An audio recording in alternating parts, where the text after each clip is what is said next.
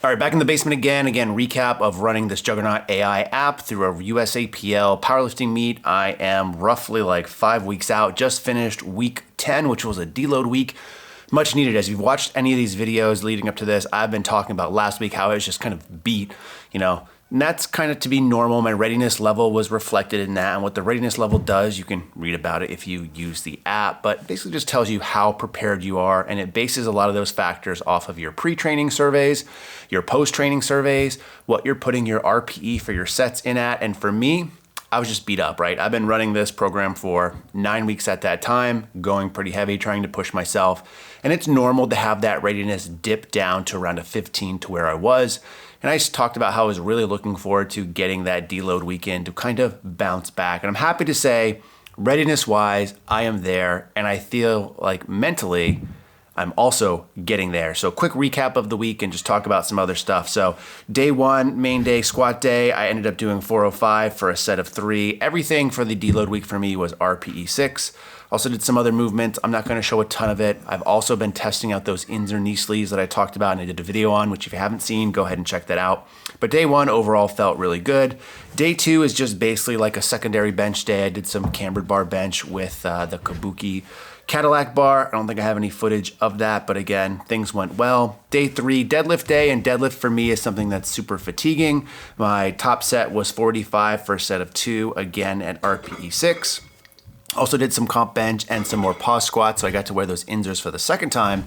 So some quick follow-up to that. If you've watched my first video and wondering how it's going, I think getting them on and off is getting easier and easier. Part of the reason why is I think I'm figuring out how to do it most efficiently, but also I do think they're breaking in some, and many of you guys sent me DMs or commented on that video saying that, hey, it does take a little while to break in, so I'm gonna keep using them to get a feel for them. One of the things for me that I noticed that what really helped was if I adjust them after each set. I don't think this will be as much of a problem if you have big calves. Unfortunately, surprisingly enough, I do not have big calves, so my legs are pretty much just like a straight toothpick, if you will, which means that the sleeves, even though they're super tight, they do tend to drift down a little bit. So resetting after every single set, I did find I got them in a better position. And again, the higher up I got them on my knee, the better they felt overall. I'm still not really sure how I'm going to proceed with them in terms of for my meet, because again, I'm like 4 or 5 weeks out at this point.